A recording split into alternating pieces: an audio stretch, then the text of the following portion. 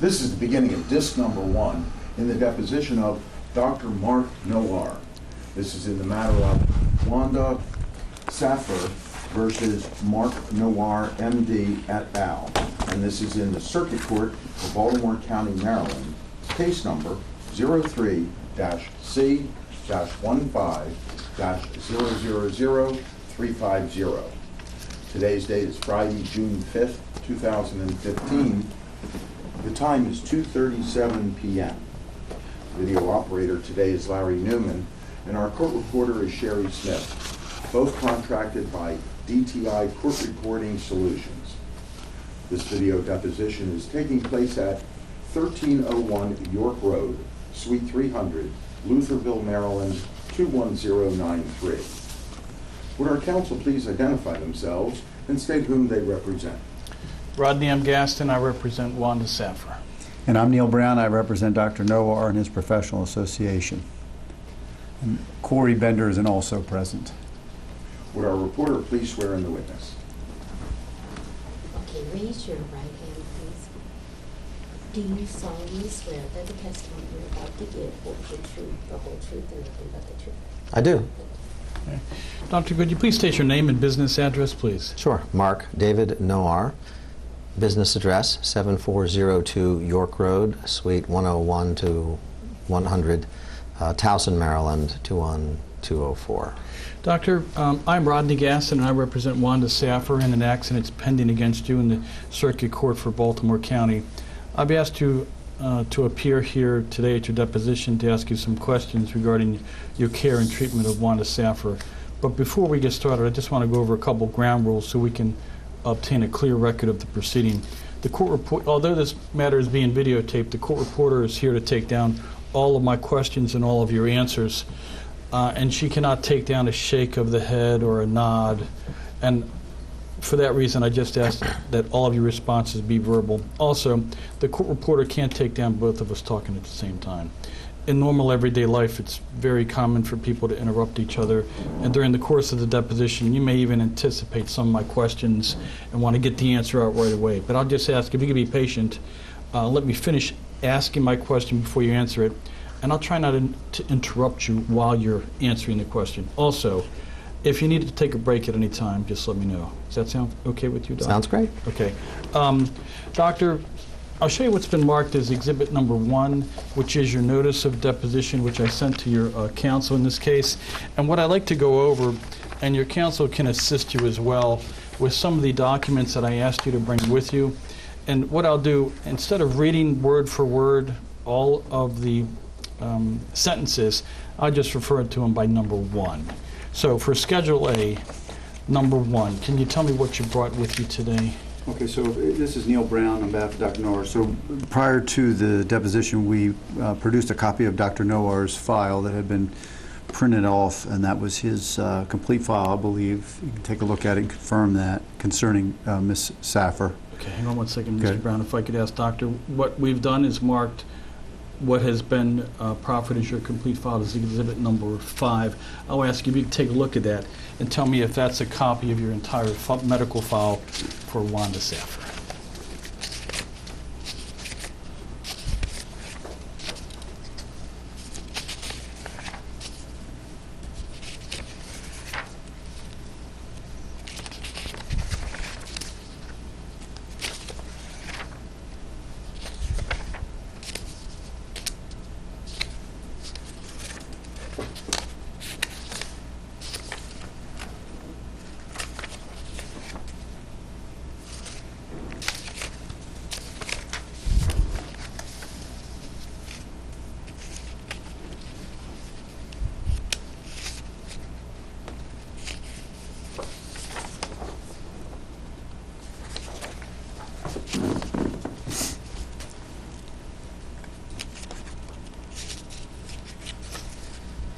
Assuming that these are the endoscopic ultrasound pictures, which you have better copies of. We're going to get to that in a second.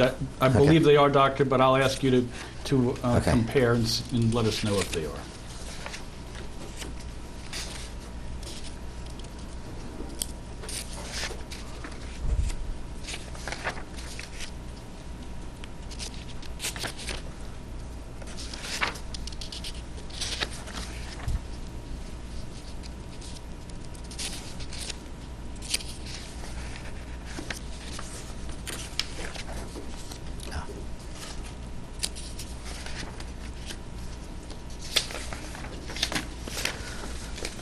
Yes, these are, to the best of my knowledge, all of my records on Wanda Saffer. Thank you, Doctor. If I could say, pursuant to this, in his file, of course, there's more records in the hospital's file. Just, number 5 is just your file, Doctor, correct? Yes, that is correct. Thank you. Number 2, do you have any items in response to number 2? All right, I think 5 has those in there, right? The scans and the... Well, let me ask if these items are contained within number 5. Exhibit number 3, would those be images from the endoscopic ultrasound that you performed on Ms. Saffer? Yes. And would exhibit number 4 be photographs of the actual ERCP examination that was performed on Ms. Saffer on April 26, 2013? Yes. Okay. Do you have any other images, films, radiology studies that you brought with you today? No. Okay, thank you. Doctor, do you have any correspondence from you and any of the plaintiff's treating physicians that aren't contained in exhibit number 5? No. Okay. All right. And can you tell me what documents you've reviewed in preparation for your deposition today? I've reviewed I've reviewed my medical record, and I've reviewed some documents from, I believe, Mrs. Saffer. from Mrs. Saffer. Okay. Mrs. Saffer's medical records, can you tell me, were they the medical records from her admission to St. Joseph's Hospital following your ERCP procedure? The consultation I dictated as a result of that admission is in my medical records, so that was reviewed in my medical records. Okay. Did you review any of her, any of the medical records from St. Joseph's Hospital for her admission following your ERCP, which would have been either that evening into the next 20 days? Not specifically for this case. Okay. Is there anything else that you reviewed specifically for this case in preparation for your Some deposition? notes from Mrs. Saffer. Would they be the notes that were provided during Ms. Saffer's deposition? I did review Mrs. Saffer's deposition. Okay. And those are I think those are the notes you're talking about, Doctor. I think there were some handwritten notes and one typewritten page. That is also correct. Okay. All right. Did you review anything else? I did not. Okay. Doctor, while we're on Mrs. Saffer's deposition, while you were reviewing her deposition, and I'll give you a copy of it in case you need to refer to it, but it's not marked as an exhibit. Do you disagree with any of her testimony regarding her interactions with you, what she said to you, what you said to her? Is there anything that stands out as being inaccurate or different from what your recollection is? I respectfully object to the form and foundation, but you can answer the best of your ability. Okay. Yes, there are a number of points where her answers were not my recollections. Okay. And I'll let us know where you differ. Can you tell me those parts?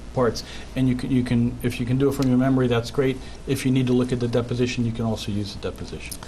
One in particular that stands out is she recalls my seeing her in the hospital only once during the entire hospitalization, and I in fact was in the hospital perhaps once or twice a day, and have notes to that effect in the medical record of the hospital for several days. The exact number I do not know, but it's probably along the lines of 10 to 14 days of follow-up care in the hospital. Doctor, every time you went in to see Ms. Saffer at St. Joseph's, would there be a corresponding note in the medical chart? Yes. Okay. All right, go ahead, Doctor. Let's see.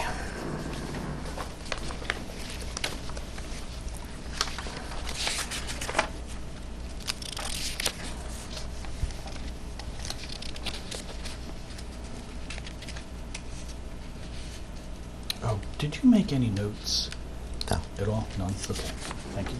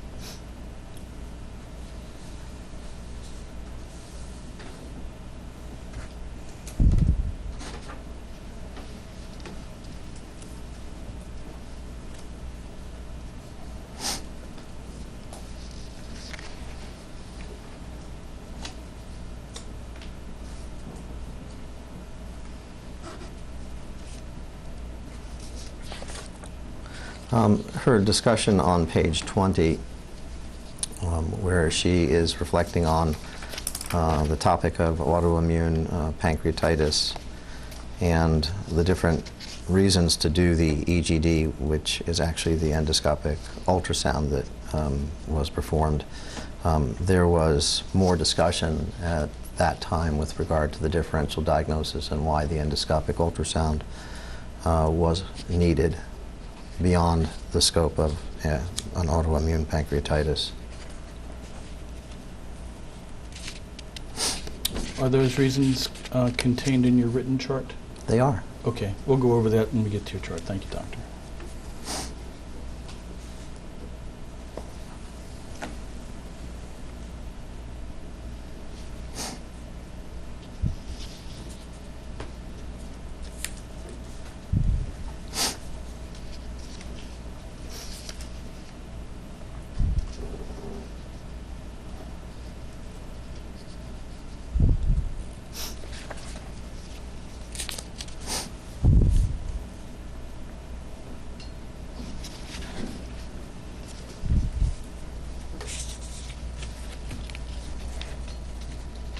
On page 25, with regard to consent that was provided prior to the procedure, her answer was she does not recall talking to me about the procedure, and I have a very lengthy explanation of risks that I provide all patients prior to obtaining informed consent on the day of the procedure. Now, when you say you have a list, is this a written list in written form? No, it's a list of things I go through every time with patients who are undergoing ERCP Okay. to explain to them complications. Can you tell me, to the best of your recollection, what you remember telling Ms. Saffer about the risks of the ERCP, and when did you actually tell it to her? Did you tell it to her in her office, or did you tell it to her on the day of the ERCP? No, in the office she's provided with a brochure about the risks. All patients receive that brochure to read. And then prior to the procedure, when informed consent is obtained in front of a witness, we do that in the preoperative or prep room, which is the same as the recovery room at St. Joe's. The patient is in a stretcher, or there may or may not be a family member with them. And there is a nurse present also, and what I instruct patients in is that ERCP is an invasive procedure and that there are a number of risks I want you to be aware of before we consider doing the procedure. Even before I provide them with that information, the first thing I ask is, do you know why you're here? Do you know why we're doing this procedure? And I make sure that we clarify what the procedure is and why we're doing it. Then I move into, so the risks are, there are minor complications that occur following the procedures, more like side effects, and those would include sore throat because of the scope moving in and out frequently out of the throat area, as well as abdominal pain frequently caused by gas in particular, which is needed to hold the bowel open in order to do the procedure. Beyond those minor issues, which usually will stop on their own and don't require any treatment, there are three important complications it's important to know. One of them is pancreatitis. This can occur between 6 and 20% of the time, depending upon the patient and the reason we're doing the procedure. It's usually treated medically. You'll most often require a stay in the hospital of 1 to several days, and in more severe cases you can spend up to 2 weeks or more in the hospital, and that is the most common complication. It's not one that's usually preventable because the bile duct and the pancreatic duct come together in the same location, and so when you're working in one, you're effectively working in another, especially if you're using any electrical energy to perhaps do a sphincterotomy or to do any dilation. And so you can create inflammation and blockage of the pancreatic duct, which then results in the pancreatitis.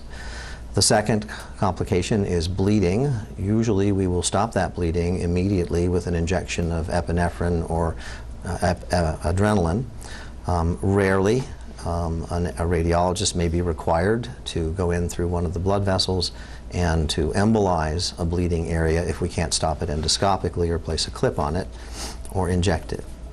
And the final, and perhaps the most serious of all complications, is perforation.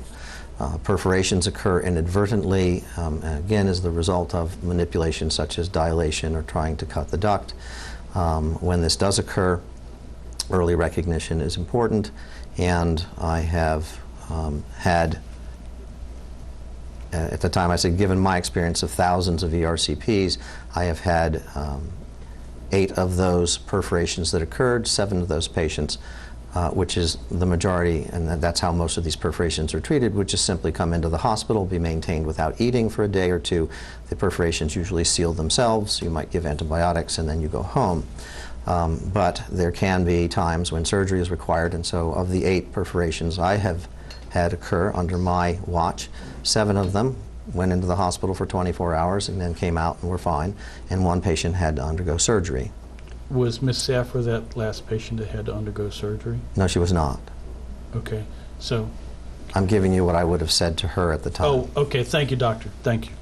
Okay, did you actually explain the 8 complications from patients that you performed this procedure on at the time you informed Ms. Saffer of the informed consent? Yes, I did. This? Okay.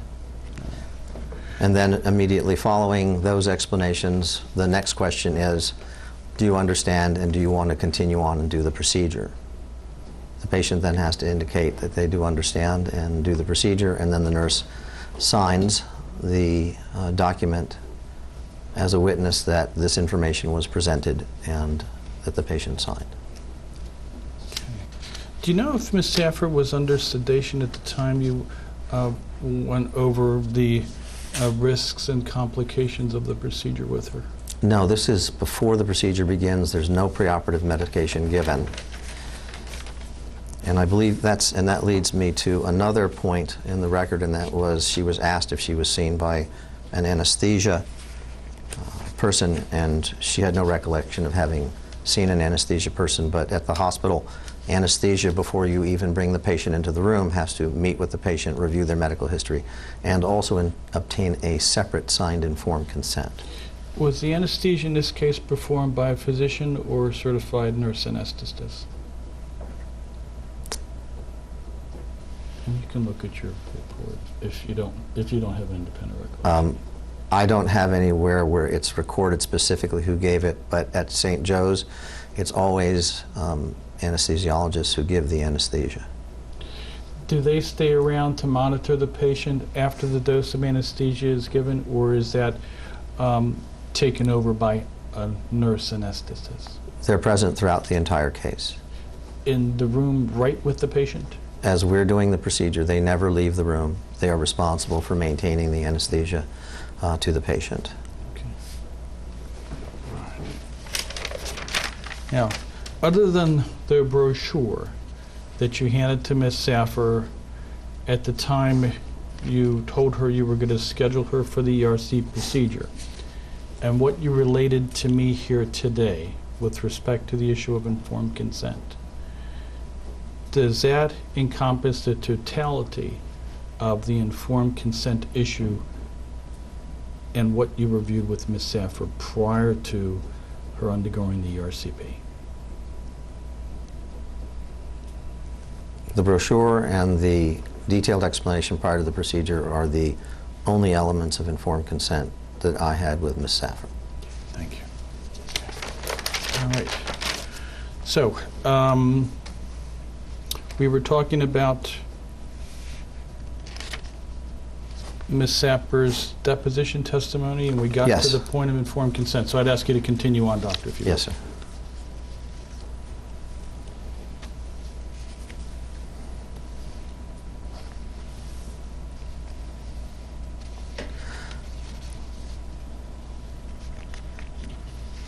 Mrs. Saffer's recollection on pages 26 and 27 with regard to what the goal of the ERCP was is focused upon cancer of the pancreas.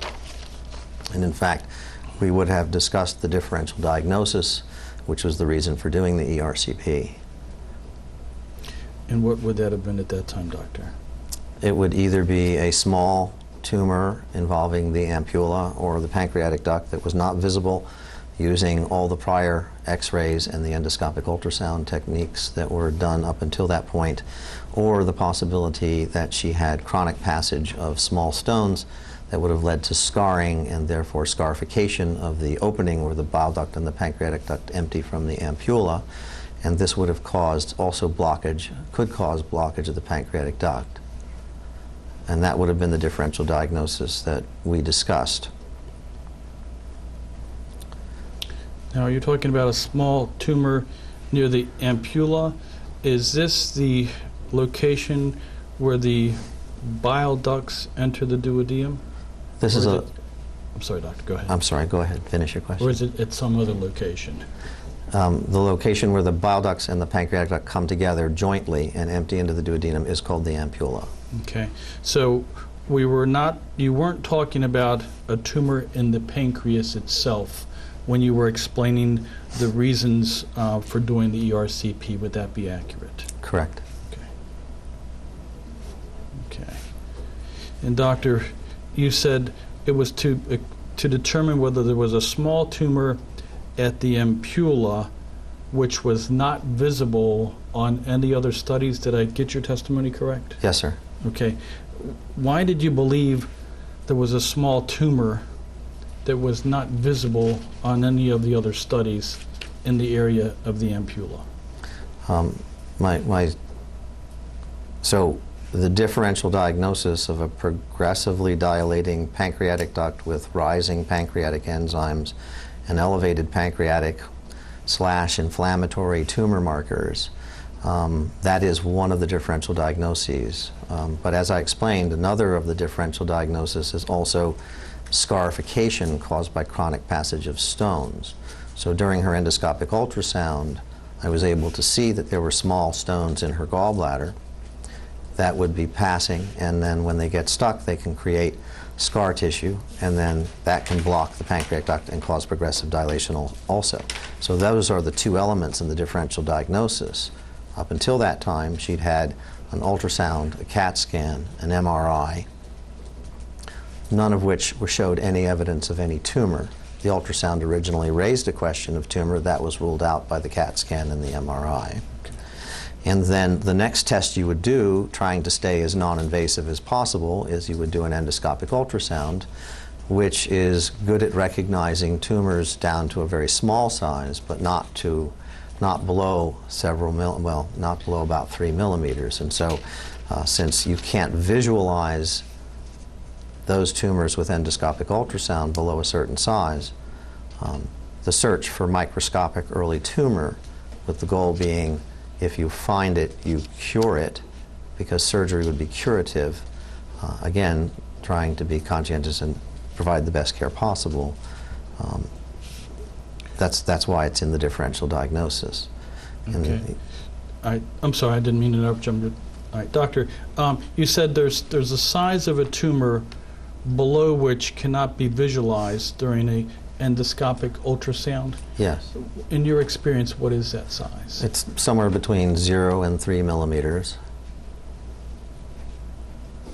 Again, depends upon the location and the conditions. Right. Are we talking about a tumor that exists within the pancreatic duct or common bile duct when they meet at the ampulla? Is that what we're talking about here? It could be, there's a couple of different things to consider, and one would be a tumor, an intraductal tumor, that would be at that particular area where the ampulla was.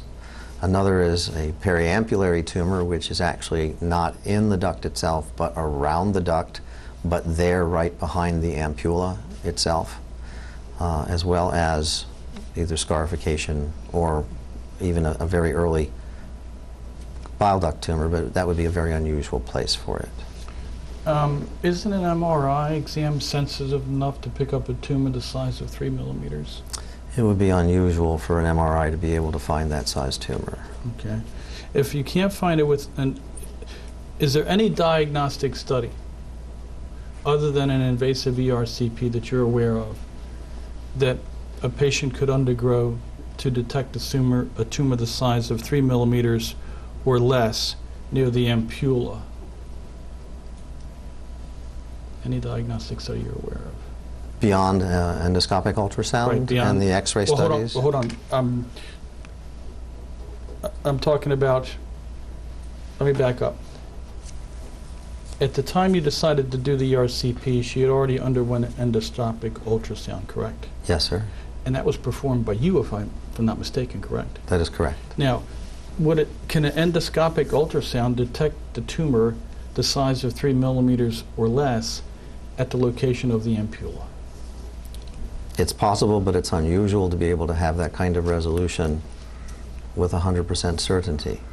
Well, I'm not looking for 100% certainty. What I'm looking for is when you performed the endoscopic ultrasound on Ms. Saffer, were you looking for tumors in the area of the ampulla? I was looking for tumors in the area of the ampulla as well as in the pancreas itself. And from your recollection, were you able to identify any such tumors as a result of your endoscopic ultrasound? No. Okay. Now, if you weren't able to identify any tumors as a result of the endoscopic ultrasound, why is the reason you couldn't rule out a tumor at that point? If you don't see it, it doesn't mean it's not there. The limitations of the technique frequently could make it so you don't see that tumor. Right? Every technique has its sensitivities. X-rays, MRIs, CT scans have specific sensitivities, and as does endoscopic ultrasound. So if you're concerned about her particular clinical condition, you're concerned about the patient, you're especially concerned about finding something early that would be life-saving as opposed to life-shortening, then you go as far as you can using the least invasive tests first, and that would have been the endoscopic ultrasound. Failing finding the endoscopic ultrasound, their next choice is to actually go and try and sample tissue where the apparent obstruction is. Okay. Now, how many times have you performed an endoscopic ultrasound on a patient in your medical career, for a patient similar to Ms. Saffer with similar presentations? And the MRI ruled out, to the extent it can, ruled out the tumor. The previous ultrasound, to the extent it can, ruled out the tumor. But yet you went back in with an ERCP and found a tumor 3 millimeters in size or less. Object to the form. You can answer if you can. It's a very confusing question, the way you worded it. If you could break that down for me a little Okay. more clearly. I understand in Ms. Saffer's case, she already had a regular ultrasound. She had a CAT scan and she had an MRI.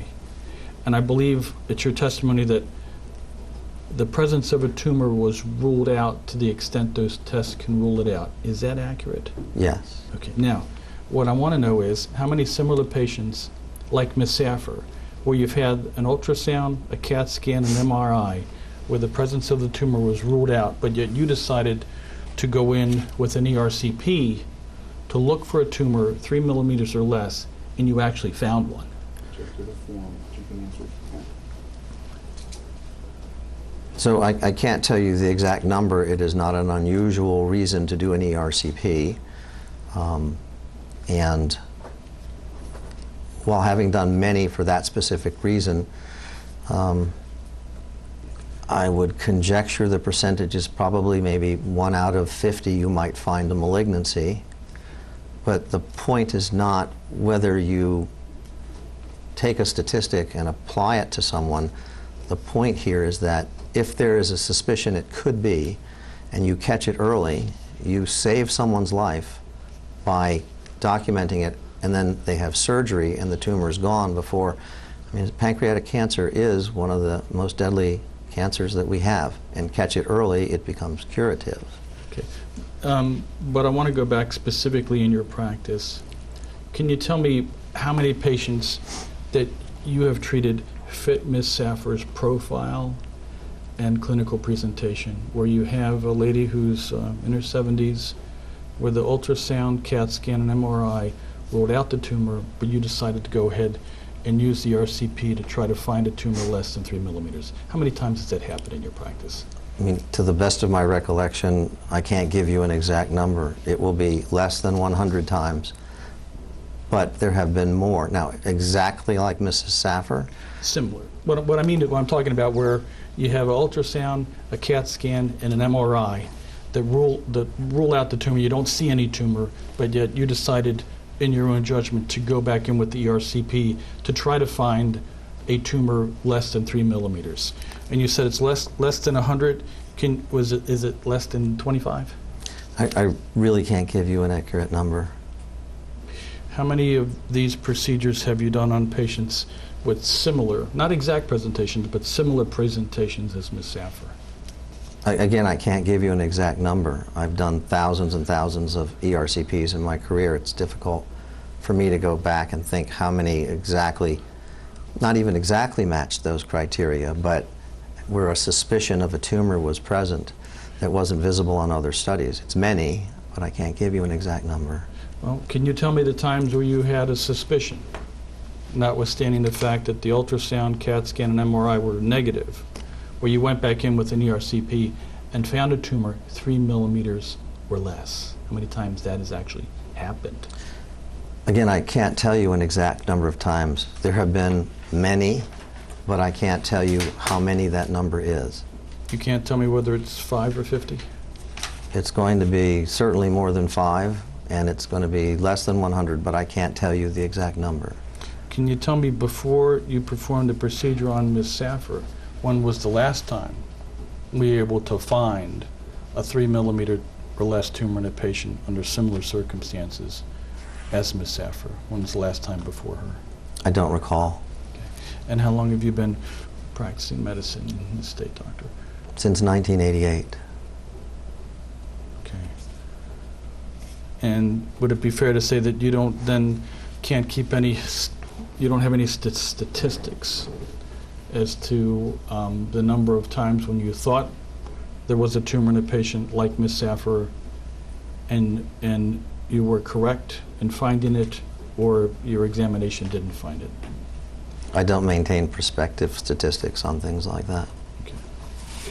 Right. Now, other than using the ERC procedure to try to find this tumor that's 3 millimeters or less in Ms. Saffer's body near the area of the ampulla, is there any other diagnostic study, diagnostic test, or other treatment plan that you can think of that could have accomplished the same purpose? If the purpose was to obtain tissue to definitively rule out a tumor, there is no other way. Okay.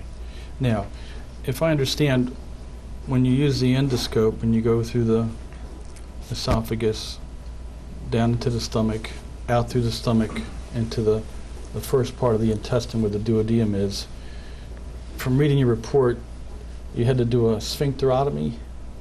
Is that correct? I performed a sphincterotomy, yes. And that's cutting the little muscle that's at the opening of the ampulla? That is correct. Okay. And then how far, the ampulla, what distance are we talking about between where the ducts go into the intestine and where the pancreatic duct goes into the pancreas? What area, what length of are we talking about?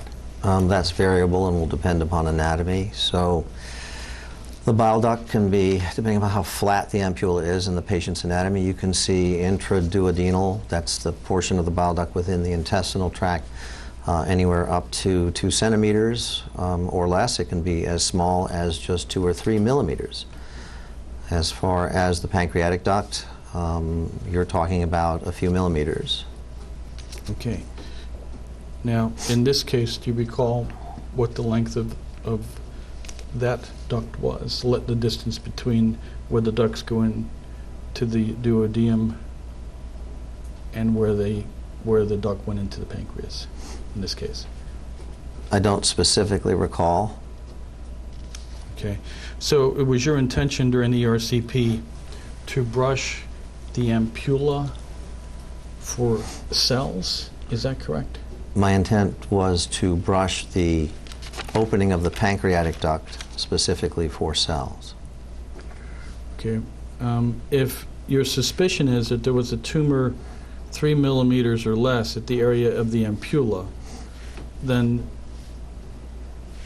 how far up the pancreatic duct did you go with your brushing? Jeff to the form, question, you can answer. I don't recall exactly how far up I went. You would go at least a centimeter beyond the opening. When you use a brush, you have to, the brush itself is about a centimeter long, and the leading part to that brush is probably 1 to 2 centimeters long.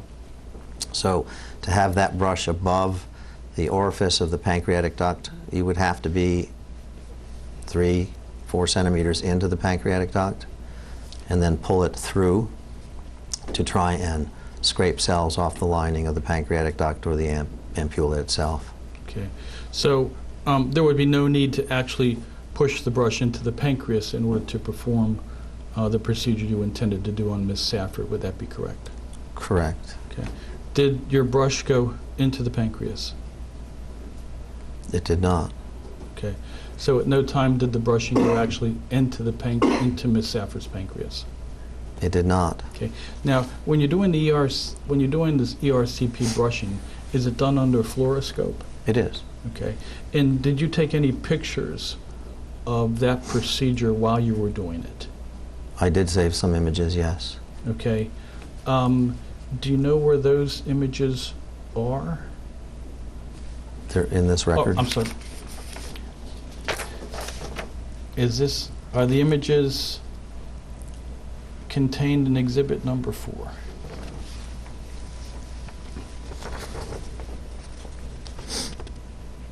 Yes. Okay. Are there any other images that you're aware of that aren't contained in exhibit number 4 from the ERCP procedure? No. Okay. And if you can go across the pages, the photographs, we'll start with the top row from the left and work to the right. And if you can tell me what's depicted there. The first image is an image of that's the sphincterotome, which is the cutting instrument that's inside the bile duct, inside the ampulla, and the small cut has been started, and to the immediate left is stone debris. It's a yellowish, brownish type of material that shows stones that, as the duct is being cut open, spill out from the bottom of the bile duct. Can you circle what you described as stone spillage? Sure. If you could, Doctor, thank you. Should I draw arrows? Perhaps it might be. Arrows would be great, or if you can, arrows would be okay.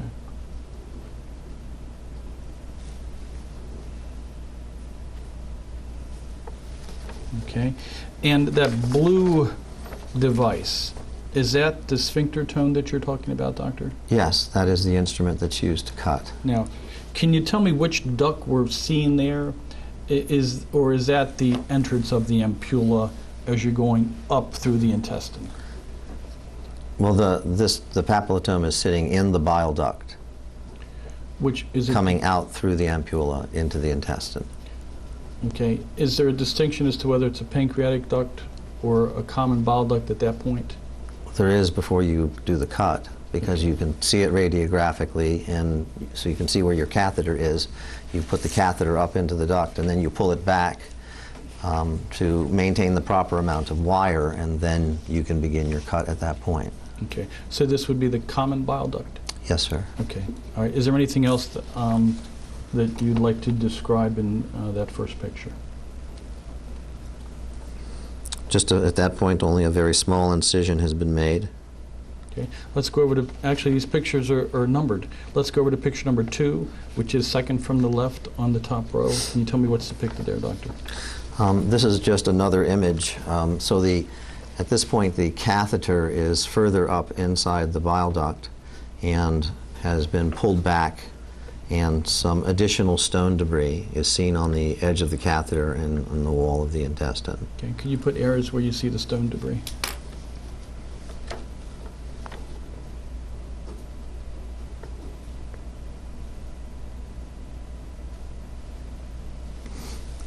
Are there any well-defined gall stones in either picture 1 or number 2? I mean, the stones that come out of the bile duct are gall stones that pass from the gallbladder into the common bile duct. So by default, these stones are gall stones Okay. that have passed from the gallbladder. I'm talking about any nice, large, round stones. No, these are small ones. And would these be less than 1 millimeter? Oh no, these would be somewhere between 1 and 2 millimeters 1 2 in millimeters. size. Okay. Doc, let's go to picture number 3. And what does that picture depict? It's a picture of the pancreatic duct showing dilation.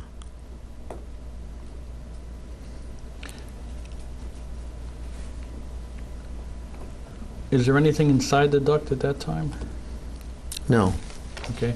And is it contrast? Is that the black that we're seeing? yes, the contrast is the black that you're Okay. seeing. All right, so we have black contrast coming from the top halfway down through the bottom, and we have black contrast coming from the bottom like a third way up. And then it looks like that black area is not solid in the middle of the duct. Can you tell me the reason why that's like that? You're seeing a number of different things. So the kind of tiger striping that you're seeing in the middle of that image, that's the folds of the duodenum. So some dye spills out as you're injecting, and so you're seeing an image of an air dye interface around these folds in the duodenum. Okay. Now, I see those little striations to the right. Is that what you're talking about, those little tiger stripes? They would be immediately to the right of the endoscope, towards the center of the picture. Okay. And is what we're seeing in the middle of the duct the actual endoscope as well, going through there? The dark black object that is dark black, and then it appears to have wires, and then dark black at the tip is the endoscope. Okay. All right. And this is still in the pancreatic duct, but not in the pancreas itself, in picture number 3? Correct. Okay, and how about picture number 4? Picture number 4 shows the same thing. Okay. And doctor, what is that oblong black spot? It looks like directly in the middle of the picture, just to the right of the pancreatic duct. It's a collection of dye. And do you know how the collection of dye got into that area? It would have had to have been injected or drilled or dripped back. Okay, what I'm trying to figure out is, did dye leak through a portion of the duct to get to where it was? What's the manner in which the dye got outside of the duct and into the area where we see it on picture number 4?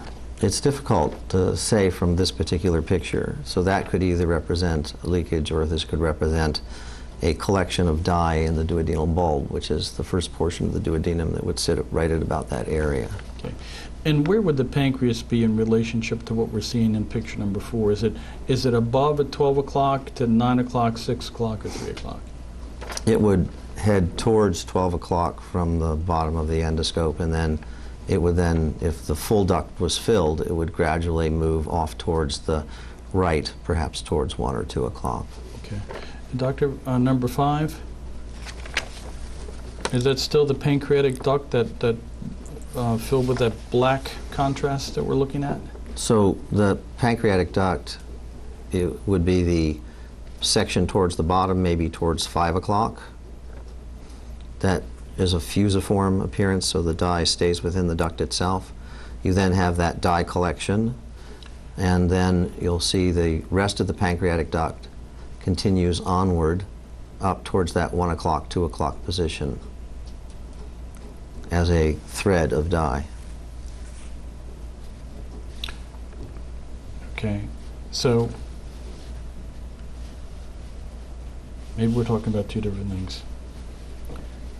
On picture number 3, is the pancreatic duct this black thing in the middle, or is it the large thing on the other side? Okay. This is And the... you can do it on yours. Okay. I think this is the endoscope, but you have to tell me. So this structure here, Right. that is the endoscope. That's what I thought. Okay. These striped areas, this is dye within the duodenum, so this is the duodenum as it heads north. The duodenal bulb would be sitting right about this area here. This dilated section here that you see here, this is the initial portion of the pancreatic duct, just off to the side of the scope.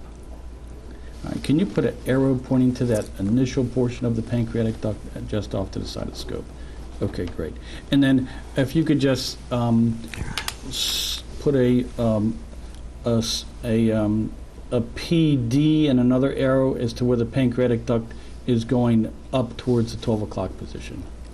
The best image for that would be this one right here in image number 5, as well as image number 6. Okay, and if you can somehow either circle the pancreatic duct in that or somehow identify it.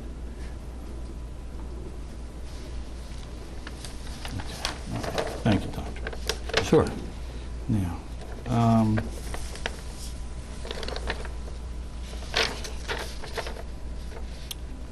what, do you know why, if the pancreas isn't depicted in film 3, 4, or 5, it says pancreas dilated? Well, it would more accurately say pancreatic duct dilated. Okay. I picked, so these are not, these particular words come from the computer system that we have to use, and so you pick labels. Is it a drop-down menu? I'm pretty sure it is. Okay. All right. And doctor, on number 7, there's the word stones. Could you circle with your pen where you believe there are stones in that picture? It's really difficult from these images to be able to do that. Can you see them? It's just really difficult. Okay. And is there any other, all right, these are the only pictures we have of that procedure, correct? These are the only pictures that I have, yes. Okay. So it would be difficult to identify the stones for the members of the jury in picture number 7 and picture number 8. Would that be a fair statement? Check the form that you can answer. It's difficult based on these pictures and the resolution of these pictures for me to be able to point that out. Okay, doctor, on picture number 8, we see the endoscope, which is a large black thing, and I'll say it looks like a snake. And then to the right of it, a third of the way up, there's a circular blob of black. Is that further dye leaking out into the area of the patient's body? That again is that collection of dye. Can you tell how that collection of dye got there in the patient's body? Any way to know from this picture or from your recollection? Not from this picture. And how about from your recollection? My impression at that time was that was within the duodenal bulb. Okay. All right. Thank you, doctor. Okay. Now,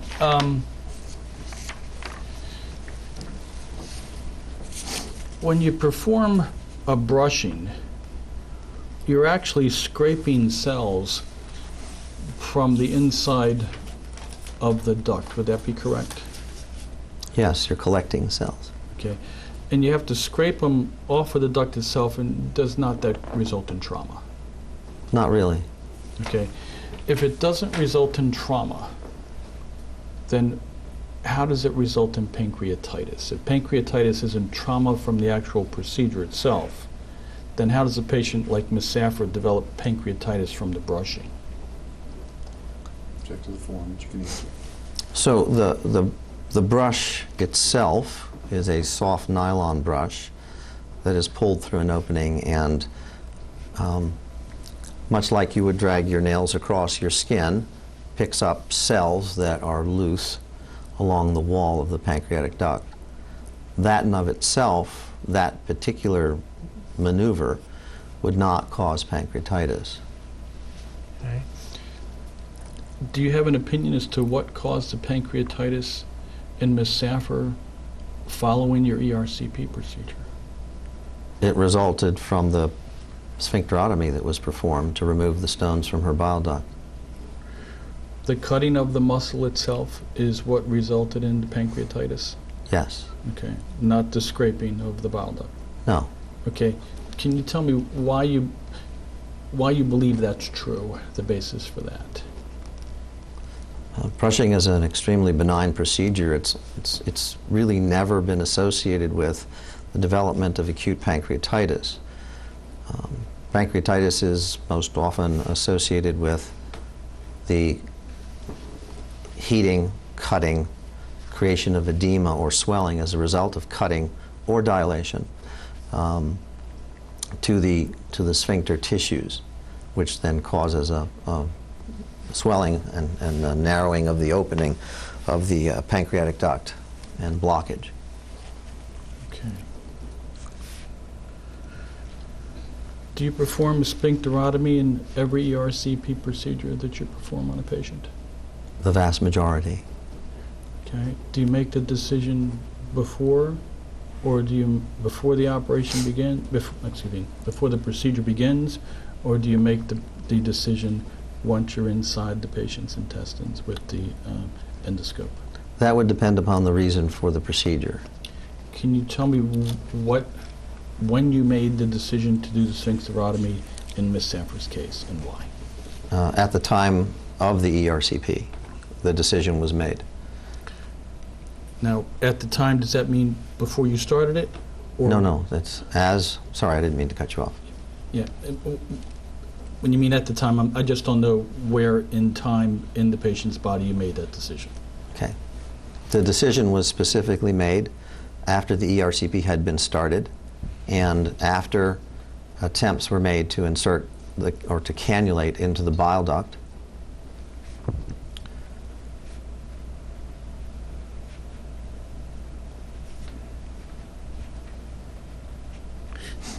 Do you have your ERCP note in front of you, doctor?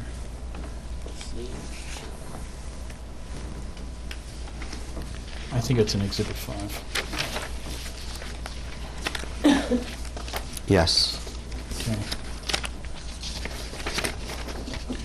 Do you always write your ERCP notes in the same fashion?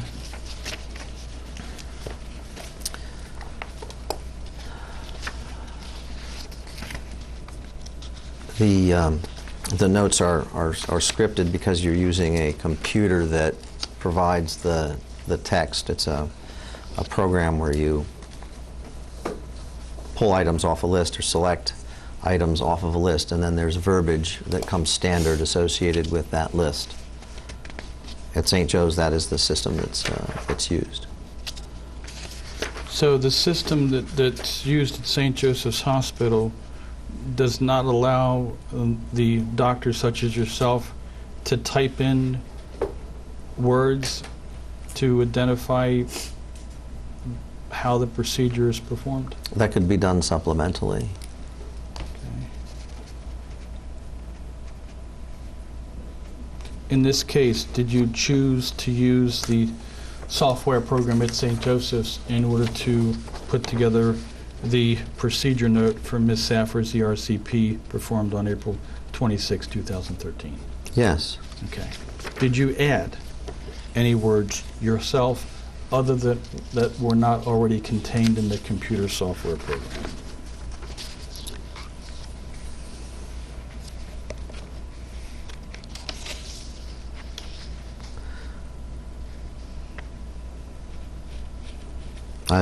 I can't tell you specifically if I added any additional words. Do you know if this note looks like the standard phrases that you can pull out from the software program? It appears to be. Okay. All right. And doctor, in this note,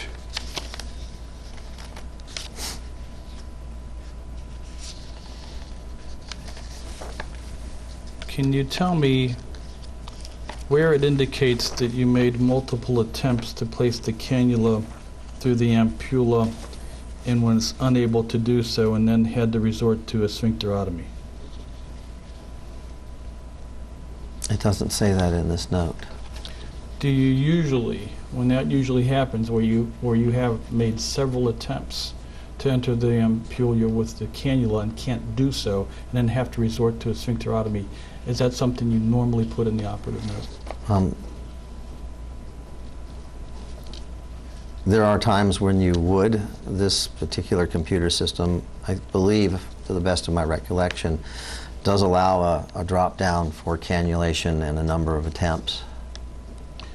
And if that's what happened in this case, in accordance with your recollection, can you give me an explanation why you didn't take advantage of those drop-down menus and select that wordage from the software program and include that in your operative note?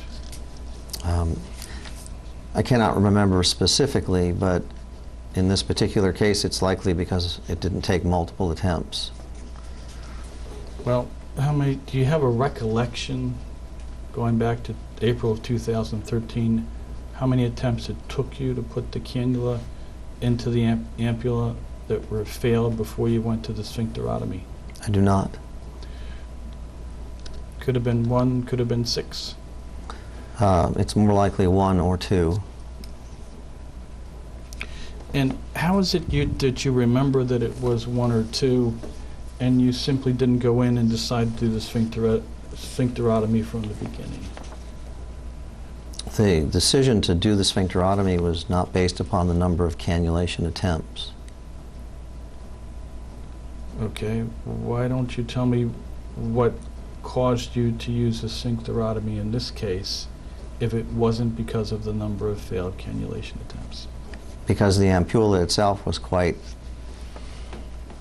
firm, almost scarred appearing and feeling. And when you see that, you know that there has been some stenosis that's developed.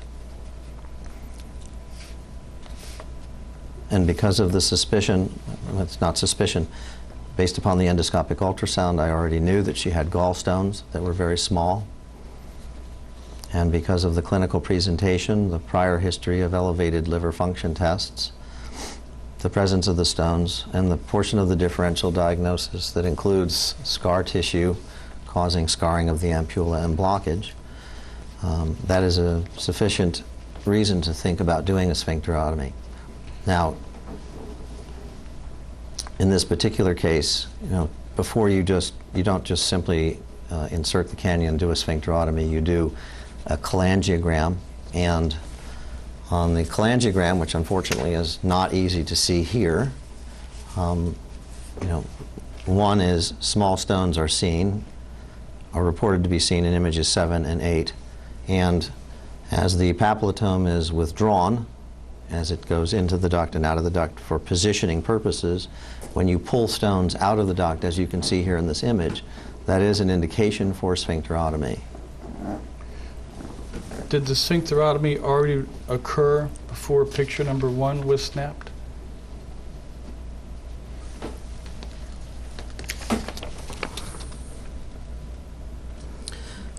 There is a very small, what appears to be 1 millimeter portion of the duct, or the ampulla, that was cut at that point. Okay. When did you perform the cholangiogram? That would be before the sphincterotomy was done. Is that noted in the operative note?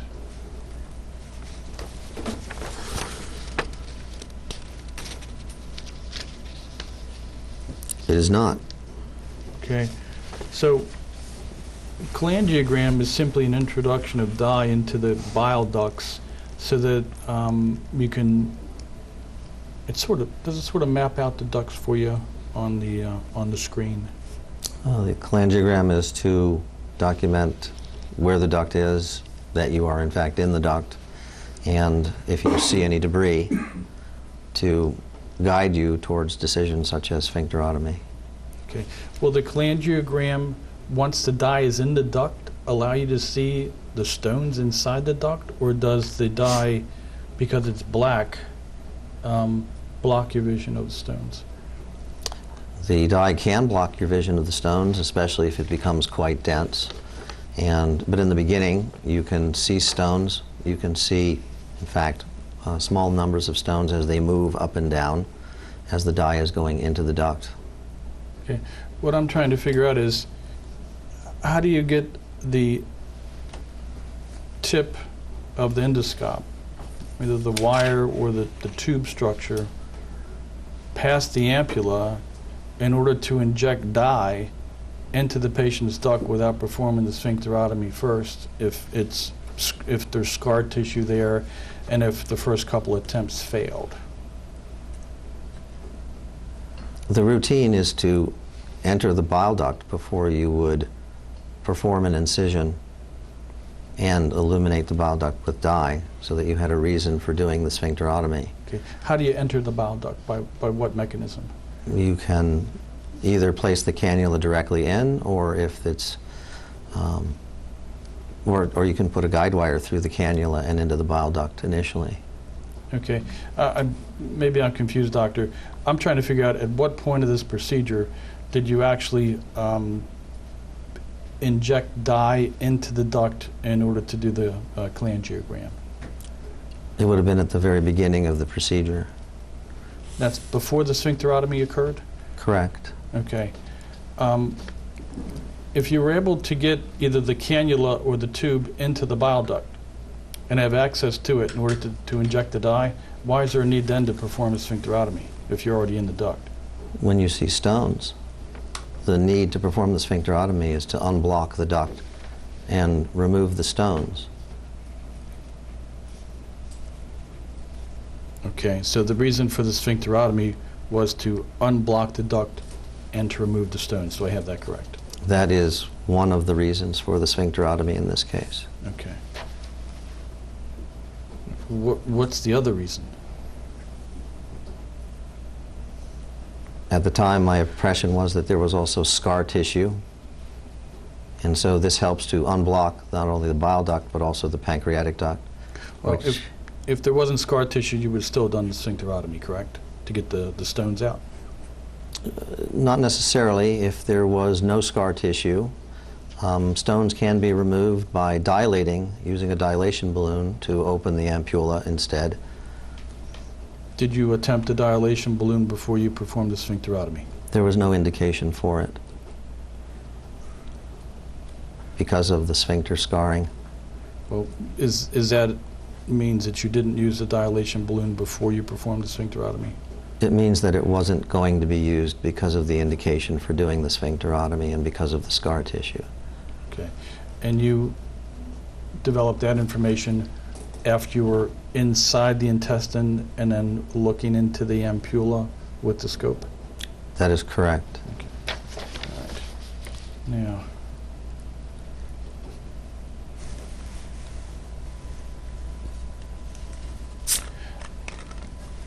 can you tell me how many patients you have, if there's a percentage where you have to use the sphincterotomy in order to open up the ampulla to have access to the bile duct, versus those patients where you don't?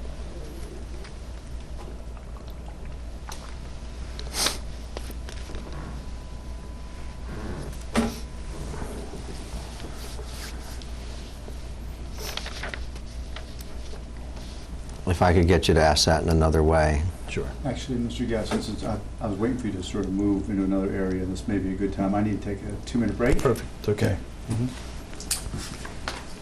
So the time is 3:42 p.m. We'll go off the video record.